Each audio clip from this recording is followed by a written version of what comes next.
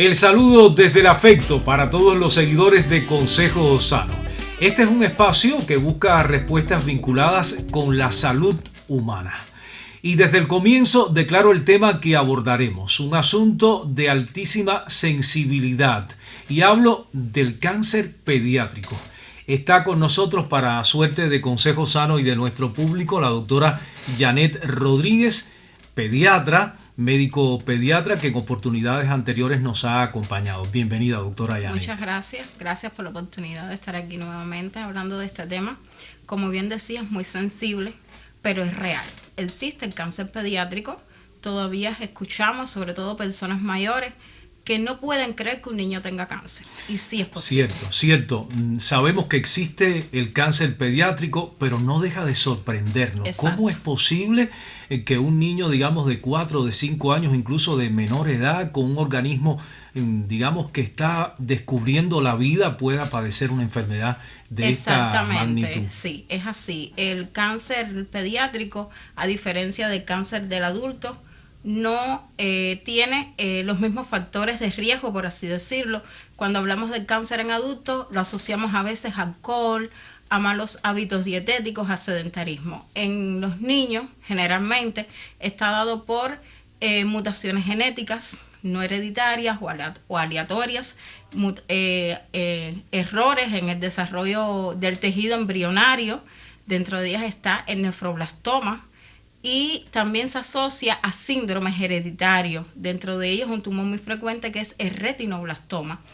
Pueden haber factores medioambientales, estados de inmunodepresión, o sea, niños con un sistema inmune comprometido, dígase pacientes o niños con VIH que pueden desarrollar algunos tipos de cáncer como linfomas no Hodgkin, tumor de Kaposi, y están también factores, digamos, propios ya de la edad del paciente. Tenemos tumores que se desarrollan desde el punto de vista embrionario, o sea, hay un error en el tejido embrionario. Claro, prácticamente en los ultrasonidos es imperceptible, y ya cuando hay una vida extrauterina es que el niño pudiera presentar síntomas o signos que te pudieran dar al diagnóstico de un tumor, y esto puede pasar en la etapa de lactante o en los primeros años de vida, incluso en los adolescentes. Usted habló de vida extrauterina, fuera del útero, cuando nace el bebé, de manera que puede un niño nacer incluso ya padeciendo esta enfermedad. Pudiera darse el caso, sí, pudiera ser. No es lo más frecuente, o sea, como experiencia personal no lo he visto en la etapa neonatal, o sea, en los primeros 29 días, pero puede haber un cáncer pediátrico en esa etapa también. Pudiera darse el caso. Doctora, usted mencionó algunas razones, algunas causas que provocan el cáncer pediátrico, pero por supuesto el factor hereditario influye, usted lo mencionó como un elemento a valorar. Quiere decir que en familias que han padecido alguna que otra vez, incluso algún abuelo que haya muerto por cáncer, la madre, si en algún momento de la vida anterior, por supuesto, a la gestación también haya padecido alguna tumoración, estamos en presencia de factores de riesgo en relación con ese niño que está por nacer. Factores de riesgo están generalmente en las mutaciones genéticas, se habla que tienen mayor peso, y ya los factores dados por la parte hereditaria tiene menor peso, en un 5 o un 10%, o sea que el cáncer ocurre al azar, es aleatorio, no es porque hay una predisposición ya como tal en esa primera etapa de la vida, pero sí tiene un gran peso la parte genética del niño, pero son mutaciones de genes específicos de una serie de combinaciones a nivel genética que pueden producir estos errores, y el niño puede producir un tipo de cáncer. Usted acompañó el término error a embrionario, ¿verdad? ¿Cómo lo explicaría usted para que nuestro público pueda entender ese error que surge sin esperarlo? Exacto. Y de manera al azar, diríamos? Ajá. Por ejemplo, cuando estudian las leucemias hay que estudiar desde el punto de vista genético. Está escrito que hay que hacer estudios genéticos, y hay una serie de genes que están implicados en el desarrollo de este tipo de cáncer infantil, que es el más frecuente a nivel internacional o a nivel mundial, y Cuba coincide con las estadísticas a estos niveles. Entonces hay errores desde el punto de vista a nivel genético. De estos genes específicos no te voy a hablar para que la población entienda, claro, pero existe un conjunto de genes que están implicados en el desarrollo de este tipo de cáncer y están como tal el tejido embrionario. Hay un error a nivel del crecimiento del tejido embrionario, un crecimiento descontrolado, acelerado, y es lo que produce este tipo de cáncer. Dentro de ellos está el nefroblastoma, el neuroblastoma, puede darse debido a este error. Estos tipos de cáncer que usted acaba de mencionar se alojan en qué zonas del organismo con cierta regularidad, de acuerdo a las estadísticas, de acuerdo a las experiencias que se viven en la provincia y en el país. A ver, están los elementos o signos hematológicos, la palidez, el sangrado en piel, dígase quimosis, hematoma, que puede ser del trajín. Un niño quizás en una edad escolar, en un deporte, una caída, puede sufrir un hematoma, pero ojo, ¿por qué con tanta frecuencia? Porque a veces no se asocia a un trauma, porque a veces preguntas, ¿hubo algún traumatismo? Nadie te sabe decir, y sin embargo el niño está teniendo lesiones en piel que son hemorrágicas. Las masas, como te decía, generalmente en abdomen, pero pueden haber hallazgos, un rayos X que tú hagas y puedes haber aumentos de volumen o un ensanchamiento, por ejemplo, del mediastino, y te hace pensar en un linfoma a nivel del mediastino. Y elementos como el síndrome de vena cava que da edema en cuello, en cara, con dificultad respiratoria, y pudiera estar asociado también a una T de mediastino. Numerosos son los signos y síntomas, doctora, de los cuales podríamos profundizar más adelante en el programa, porque me parecen elementos valiosísimos y que llevan un grado de observación de los adultos y de los adultos y de los padres en casa, y que deben, por supuesto, generar toda la alarma necesaria para acudir de inmediato al médico. Pero le pregunto, doctora, el hecho de que sea un organismo joven, como el de un niño o de una persona en edad pediátrica, es importante para sanar, puede servir como herramienta de sanación para curar el cáncer. Sí, decía que el tumor más frecuente, el tipo de cáncer más frecuente en edad pediátrica son las leucemias, y hay una remisión importante de las leucemias, dentro de ellas la linfoblástica aguda, de un 90 a un 95%. El niño puede curar y continuar su vida, llegar a la adultez y no pasó nada. Puede pasar, sí, perfectamente. Es decir, que el hecho de que sea un organismo joven puede colaborar en el empeño de encontrar la cura. Todo está dado, por supuesto, con el diagnóstico, la clasificación del tipo de cáncer, la toma de otros tejidos u órganos, o sea, las metástasis, o sea, en el estadio del diagnóstico de la enfermedad puramente dicha, que haya cumplido o que se logre cumplir los protocolos de tratamiento en cuanto al diagnóstico, o sea, después del diagnóstico pasar todo lo que sean los protocolos de tratamiento, protocolos que son bien difíciles, debilitan mucho. Pueden haber incluso infecciones en ese momento, y el niño tiene una leucemia, pero hizo una neumonía grave, hizo un cuadro de un trastorno metabólico importante, lleva a la gravedad y puede dar al traste con la vida. Pero es importante eso, la clasificación y la evolución en cuanto, después que se tiene el diagnóstico, los protocolos de tratamiento, pero puede remitir perfectamente. Recesamos un breve tiempo, doctora, y regresamos después para retomar el diálogo. A ustedes insistimos en mantener la complicidad con el espacio. Compartimos contigo Consejo Sano.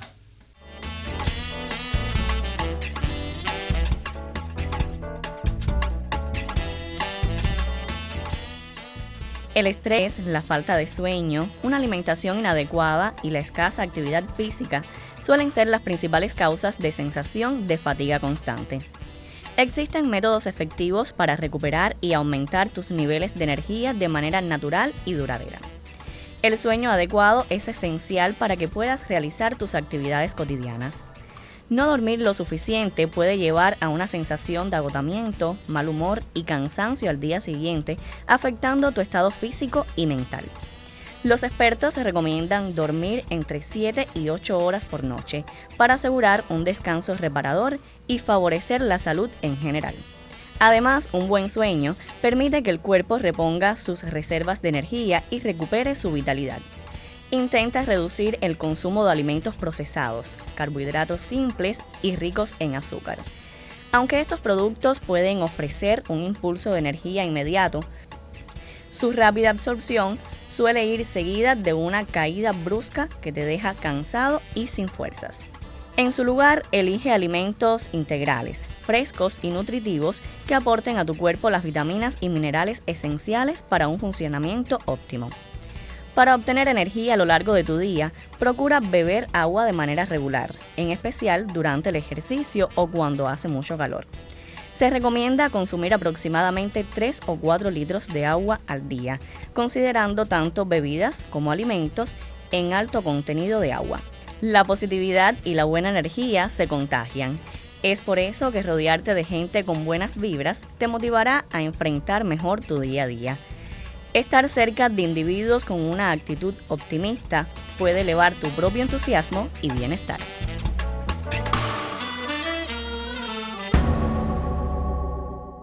Momento para regresar con la doctora Janet y queremos insistir sobre los síntomas, doctora, ¿verdad? Usted mencionó una lista realmente numerosa de signos que presenta un menor, una persona en edad pediátrica frente al cáncer. ¿Cuáles son los más significativos de esos síntomas, los más preocupantes, los que con más frecuencia se dan en el organismo de un menor? Sí, de forma general organizo síntomas generales. Dentro de estos síntomas generales, la fiebre. En algún momento del programa se habló de fiebre, antibióticos, y yo tocaba el punto de la fiebre. La fiebre puede ser el inicio de muchas cosas. Y la fiebre generalmente está presente en la mayoría de los niños que desarrollan un cáncer pediátrico. Fiebre que se comporta como un síndrome febril prolongado, una fiebre que no responde a antibióticos, que no hay una causa infecciosa evidente que tú puedas decir es una neumonía, es una infección urinaria, la fiebre. Ojo con la fiebre, no es normal que un niño tenga fiebre ni 10 días ni 15 días. De manera sostenida. De manera sostenida ni de forma intermitente, porque nos llegan a veces, hizo fiebre hace 15 días, desapareció todo bien, reaparece la fiebre, no siempre es dengue, no siempre es chikungunya, no siempre es un catarro. Otro síntoma importante es el dolor. Adolescentes, ojo, madres, padres con los adolescentes. Adolescente puede tener dolor por su crecimiento, pero un dolor que despierte, un dolor localizado con tumefacción, con aumento de volumen. Cuando digo tumefacción me refiero a calor, rubor, o sea, enrojecimiento que provoque cojera, un dolor que despierte en la madrugada, que se haga persistente o recurrente en el tiempo. Hay que ver qué está pasando. No solo echarle la culpa que está en edad de adolescencia, es crecimiento, no. Masas.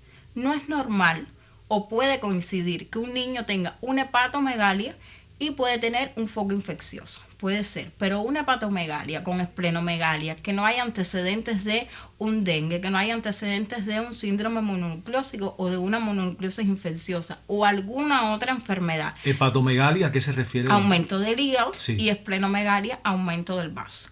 Hay que pensar que este niño tenga un cáncer pediátrico. Las adenopatías, que la población lo conoce como los ganglios inflamados. Ojo con las adenopatías. Las adenopatías generalmente en el cáncer son duras, no duelen, son adenopatías un poco más grandes y se localizan generalmente supraclaviculares y en mediastino. Claro, en mediastino te darás cuenta o se dará cuenta en el caso de que se haya un rayos X por compresión, por dificultad respiratoria, podemos ver esas adenopatías. Y están también estas lesiones en piel que llamamos hemorragias en piel. Incluso puede haber sangrado evidente, nariz, boca. Estas hemorragias en piel a veces las asociamos a un niño que corre, que salta, que está en un deporte, no se cayó, un hematoma. Ojo con esto porque los hematomas, las equimosis, las petequias pueden ser también signos de que está pasando con este niño y es un cáncer pediátrico.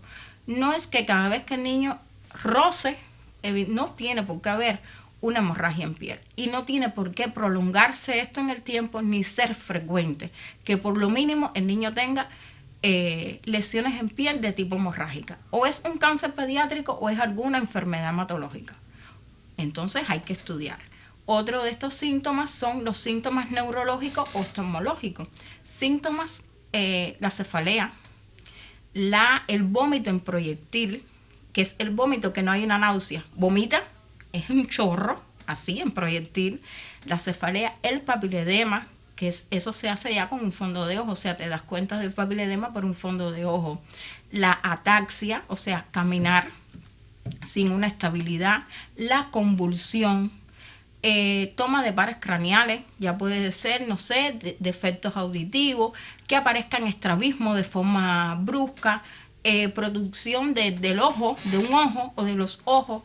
Todo eso te puede hablar a favor de que está pasando con el niño y pudiera encaminarse a un tumor cerebral o un tumor pediátrico de forma general. Y están los síntomas ya propiamente de la localización donde está el tumor, un dolor en la espalda, bajo, con relajación de esfínter, toma neurológica. Eso pudiera hablarte a favor de un tumor de médula ósea,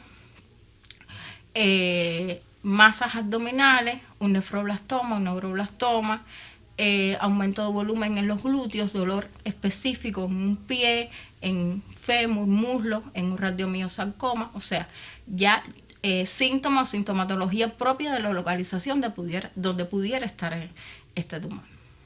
Doctora, siempre se habla del diagnóstico temprano, ¿verdad? Como una garantía de vida para un menor, como también puede ser para una persona ya adulta. En el caso del cáncer pediátrico, este puede ser, digamos, un elemento que favorezca después la cura, ¿cierto? Exacto. En cualquiera de los casos. En cualquiera de los casos, o sea, padres, madres, abuelas, ante la sospecha o la preocupación de por qué el niño ha tenido una pérdida de peso importante, por qué el niño se queja constantemente de dolores lumbares en las piernas, en el tórax, por qué falta de aire y no hay catarro, por qué dolor de cabeza persistente, por qué dolores que despiertan, por qué hematomas, por qué sangrado. Hay que buscar y descartar la posibilidad de un cáncer pediátrico, porque hay otras enfermedades que pudieran tener sintomatología parecida, dígase enfermedades degenerativas, una esclerodermia, una esclerosis múltiple, quizás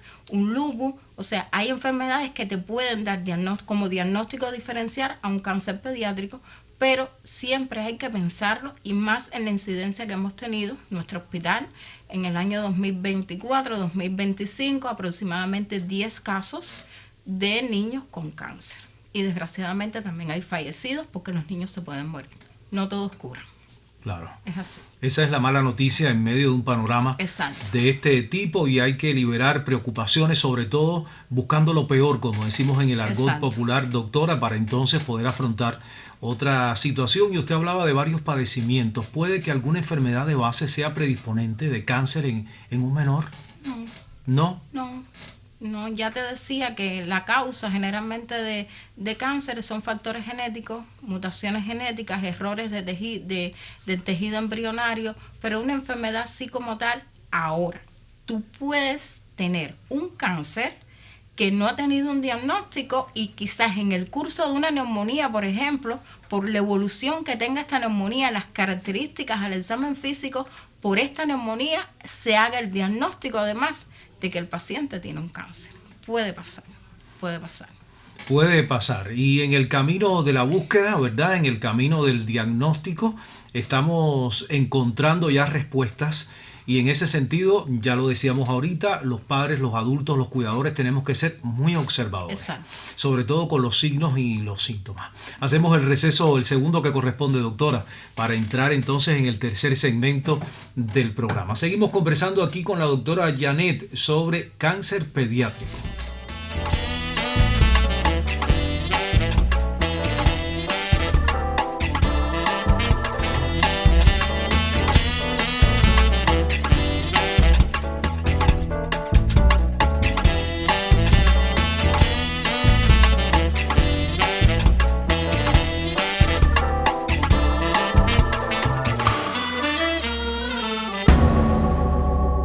Abrimos ya el tercer segmento del programa. Para suerte nuestra se mantiene en Consejo Sano la doctora Janet Rodríguez. Doctora, hablemos de los tratamientos. Supongo que de acuerdo al tipo de cáncer, de acuerdo por supuesto al estadio en que la enfermedad se manifieste, todos esos elementos se valoran para entonces asumir el desafío de la cura.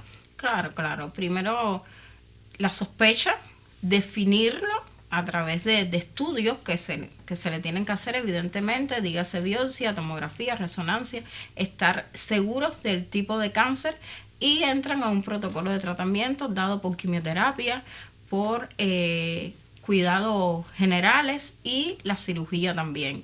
Forma parte en muchos casos, en muchos tipos de cáncer. Y su evolución depende a la hora de vencer cada tipo de, o sea, cada tiempo de tratamiento, cada protocolo establecido para cada tipo de cáncer depende de la remisión total o, desgraciadamente, el niño puede morir por la gravedad, o sea, la magnitud, la extensión, todo lo que puede influir tener un cáncer en este caso. Esos tratamientos se ajustan también de acuerdo al peso del menor, la Exacto. edad, ¿cierto, doctora? Exacto. La clasificación del tipo de cáncer, el estadio, si hay metástasis o no, compromiso, o sea, la localización, si es operable, si no es operable. Todo eso tiene que ver desde el punto de vista ya cuando está definido todo y cómo proceder al tratamiento del menor, dónde sí, dónde no, qué hacemos, qué no hacemos, o sea, todo para que sea mejorar y mantener una calidad de vida lo mejor posible para este menor y por supuesto lograr la cura, que es lo más importante. Doctora, la persona que enferma de cáncer, digamos el menor en edad pediátrica que enferma de cáncer, se coloca en una situación de vulnerabilidad ante la aparición nuevamente del cáncer.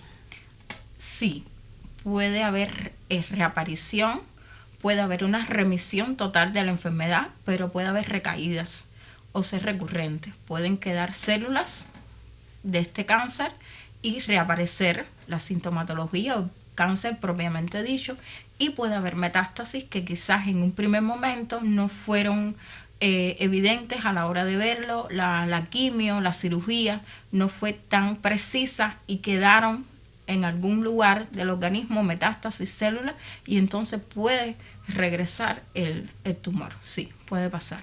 Puede ocurrir. Puede ocurrir. En el mejor de los casos, en el más feliz de los casos, el menor llega a curarse.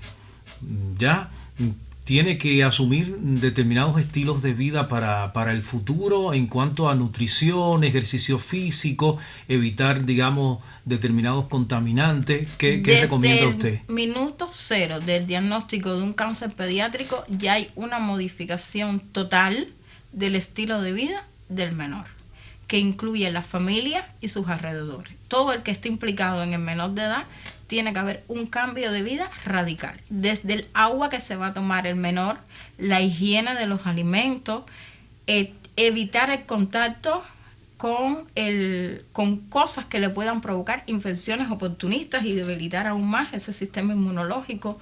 Una serie de requisitos que son vitales para mantenerlo con su tratamiento oncológico y que él pueda resolver de forma satisfactoria su enfermedad. Pero sí, hay modificaciones a todos los niveles.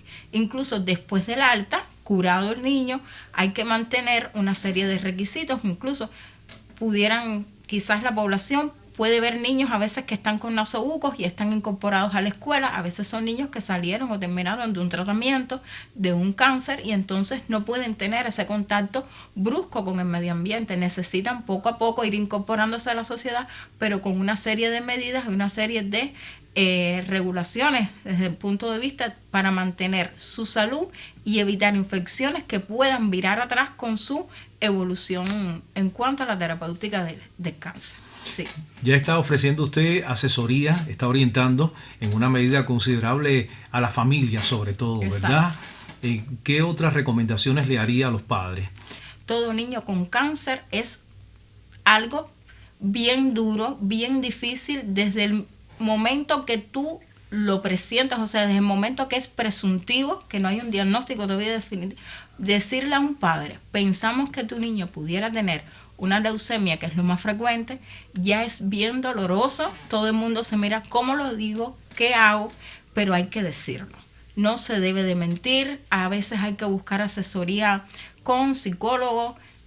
Al niño, hay veces hay que decirle que tiene una enfermedad de tal magnitud, pero bueno, ya eso con elementos, con palabras más acordes a su edad. Ajustadas a su edad. Exacto.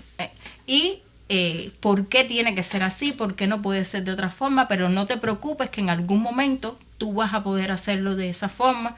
Entonces, una serie de cosas, pero sí hay que decir la verdad en algún momento, sí. Doctora, hay una palabra que nos resulta a nosotros medular en torno a la salud humana y tiene que ver con la prevención. En el caso del cáncer pediátrico, no es posible hacer uso de la palabra, o en alguna medida sí, en buena medida no. ¿Cómo lo ve usted? Yo diría sí y no. A ver, hay una serie de elementos, se dice ya es literatura, incluso médica, que hay factores que predisponen a un cáncer pediátrico. Te hablo, por ejemplo, el virus de Epstein-Barr. Lo que se dice como la mononucleosis infecciosa, está escrito de que los niños pudieran desarrollar leucemias o linfomas. Los niños macrofetos, o sea, los niños que nacen con un peso grande, un gran peso, se dice que pudieran desarrollar también leucemias. O sea, siempre que la madre en su etapa prenatal tenga un estilo de vida saludable, que se cuide en cuanto a la dieta, a factores ambientales, a no fumar, a no beber alcohol, siempre va a ser saludable, siempre va a ser bueno. Evitar la diabetes, evitar toda esta serie de cosas que pudieran en un futuro, tanto para su vida como madre o como para la vida del feto, es importante. Porque son mutaciones al azar, pero siempre es bueno prevenir, siempre es bueno prevenir. La medicina preventiva existe y va a existir siempre. Siempre es bueno prevenir. Nos quedamos con estas palabras alentadoras al cierre del programa, doctora. ¿La esperamos en otra emisión? Sí, cómo no. Aquí estaremos. La doctora Janette Rodríguez con nosotros en Consejo Sano. Le agradecemos a ella y por supuesto a nuestro público. Aquí estaremos dentro de 7 días para compartir como siempre otro Consejo Sano.